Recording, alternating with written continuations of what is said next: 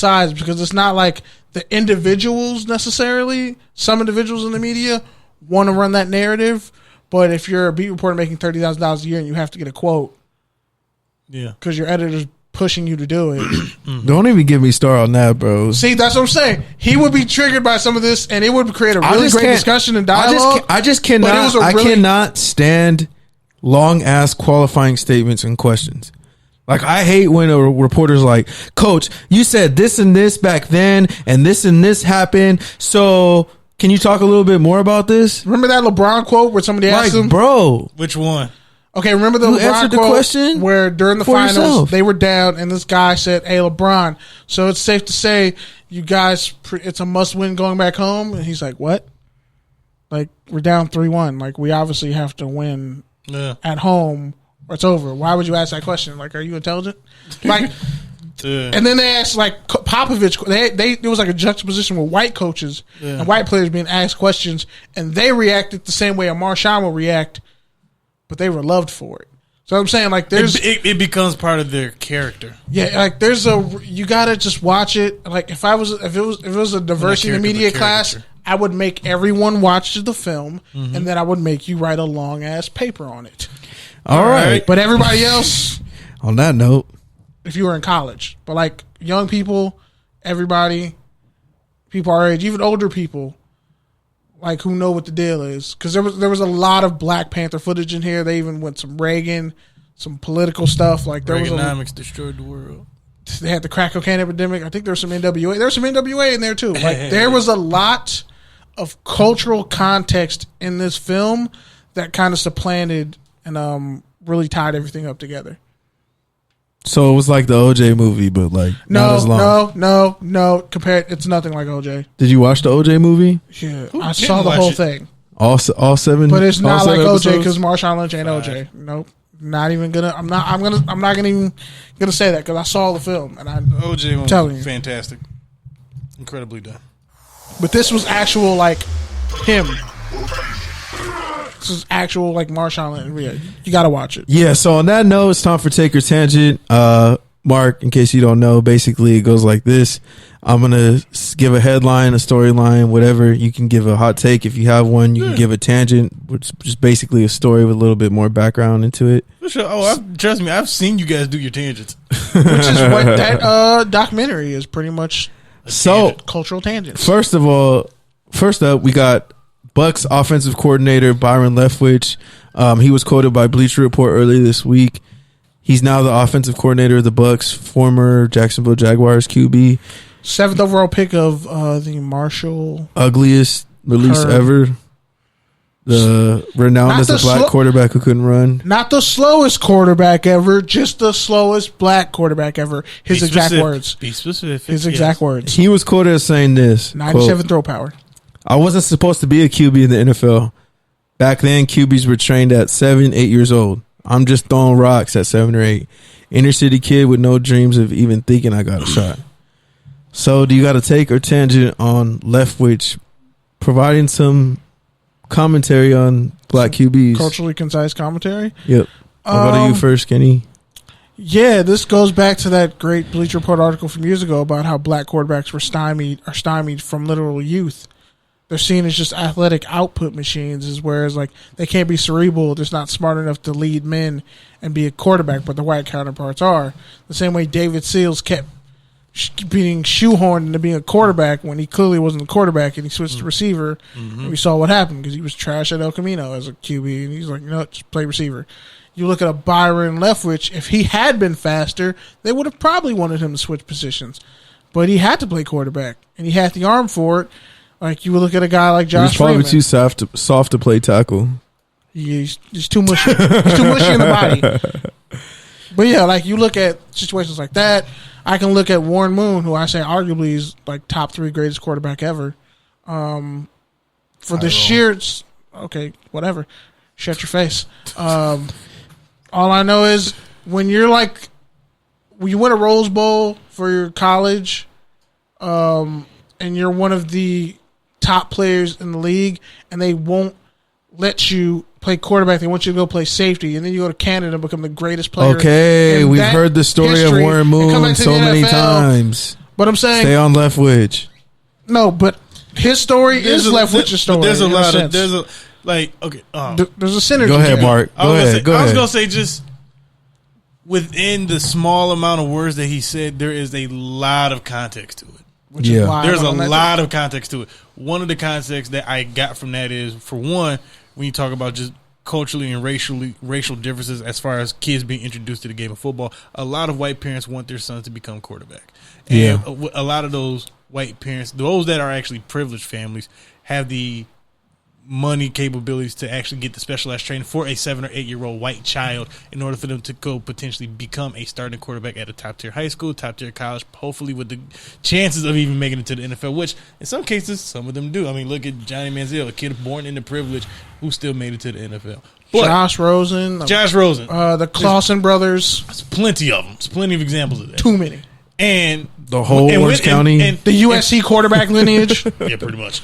And with that All too, white. though, a 7 or 8 year old black kid who may be throwing rocks or just being a child, and playing other sports, diversifying their abilities as a human being and not just as an athlete. Something I alluded to on my show a couple weeks ago, which we talked about the individualization of sport for a little kid. It doesn't need to be that way, but in the system and societal structure that we live in, it is nurtured, it is pushed on kids.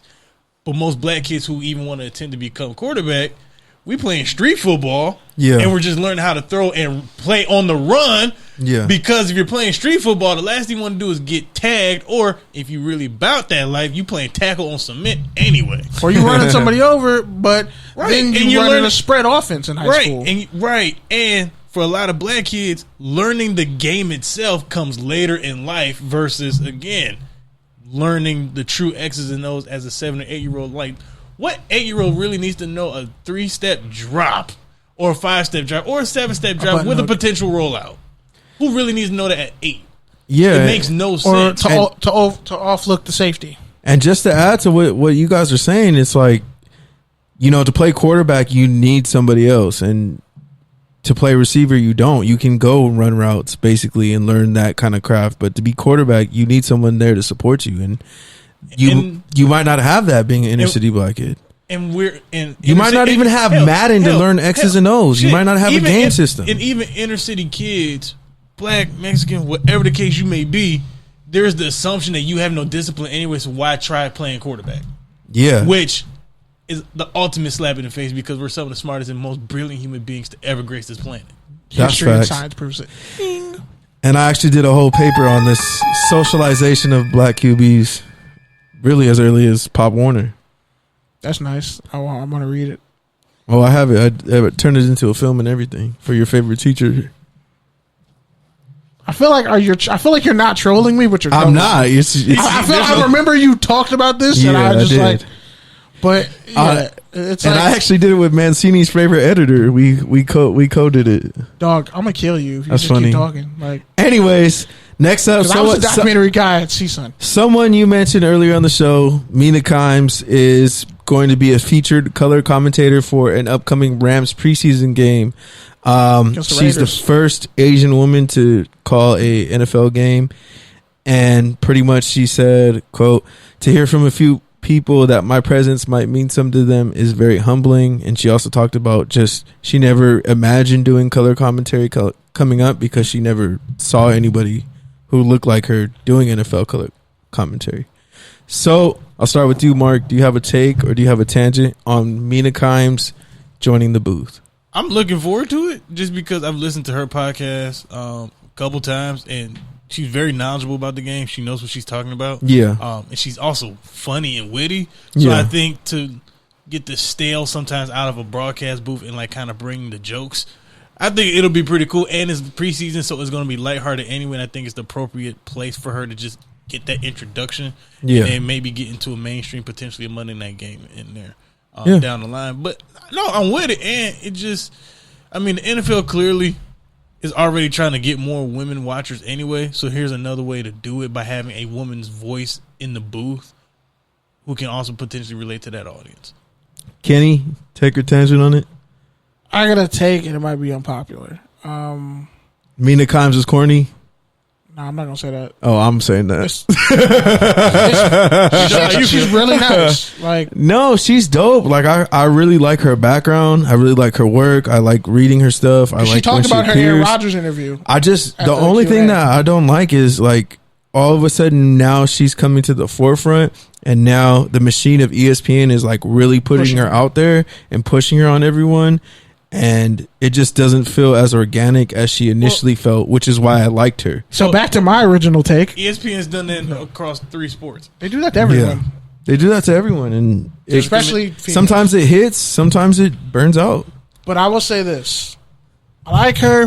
She's dope, and I do think I'm not even going to just say women. I'm going to say people like her should be getting more of those opportunities.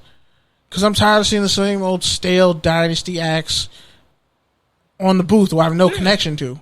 Yeah. Like, so I'll say that, but I'll also say this. If we're really going to break down the numbers, how many Asian players are in the NFL?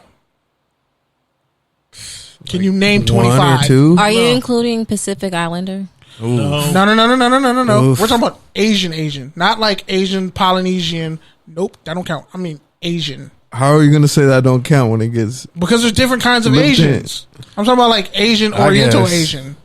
Oh, did you just say Oriental? What is this, the 80s? Can you say that? Wait. Legal? Okay. Like East Asian? Yeah, okay, fine. We'll go about... Okay, how many Japanese and Chinese players are... Korean. That's better. How many Filipino players are in the NFL? Maybe like a handful. It's a predominantly black and white sport. And they're probably on the 90-man roster, not the 53. Filipino considered like Pacific Islander? Yeah, that's what I'm saying. But he's talking about, and I know the distinction that you're trying to make. Not like Asiatic African, like Asiatic with some European. That's more of... Yeah, Eurasian. So like Eurasian. Yeah, that's not a demographic in the NFL. I don't go watch... Do they have cricket. Russians? Is there a Russian on there? White people are just white. So But- if they're but Russian, if they're Russian, or they're Irish, Asian. they're still white. Geographically, they're... But they're still white. A Russian is a white person. All right. You take We're not calling the Census Bureau, but anyway. Yeah, but it's much. like... Yeah. But my point is... Yeah, it would be dope to see her in a booth, but I'm not going to pretend like Asians dominate football. So I don't think anybody's pretending that either. Like, so, yeah, it's dope that she's getting it, but, like, I remember I saw something that Pablo Torre said back, like, we're claiming Kyle Murray. No, you're not. He's black. He just happens but that's to also be Asian. Like, but that's also Pablo's shtick, too. Yeah, but I'm saying with other ethnicities, if we're black, we can't go into those spaces and then claim that as ours. That's what I'm saying. Like, I can't go to a cricket game and if there's one black dude out there, like, yeah, this is our sport. It's like, no, a lot of times they probably don't want I don't think it has to do with that. Okay. She knows the game, like he said. I'm not talking about She's her. an established reporter. I'm speaking to a bigger Like thing you're that talking happened. about. Like a bigger thing that happens where it's like, okay, this is a sport dominated mostly by black people, but most of the announcers are white. Yeah. And now you're trying to you also claim have to, diversity by you bringing also, other people in. But how many of those black announcers are getting chances to actually do that? But if you want to talk about that, then you have to talk about the fact that football is a game that promotes masculinity, which isn't natural to most Asian cultures. So that's not true. That's hella innate. Bruce Lee would fuck everybody up in this room 3 times. But not in that's a different kind of masculinity than a traditional hyper-masculinity, the aggressiveness. And yeah, so and not just that, but you're citing you're citing Bruce Lee from 50 years ago. No, Bruce Lee was chilling. No, I'm not saying black people. I'm saying Americans are. But Americans are hyper masculine as fuck. Violence is a byproduct of football because it's literally a violent sport. But I'm saying it's a hyper masculine to counter your point, though. Okay, there pretty much really aren't any Asian players, not including those that are the Pacific Islander, right? As far as football players in the game itself right now. I'm saying you want representation in a sport your people don't even actually take part in. But wait, isn't Mina Kimes Japanese, which would make her a Pacific Islander? No. Wait, she's Japanese? I thought she was Filipino. I don't know. Either way, a person like Mina Kimes is now bringing an entire new audience with her. But which is dope. Which is cool. Asian, like I feel like I've known. She's American, bro. She's from Omaha, Nebraska. She really is American. Like no, she is. She's super Americanized. But she But that's still what- is a representation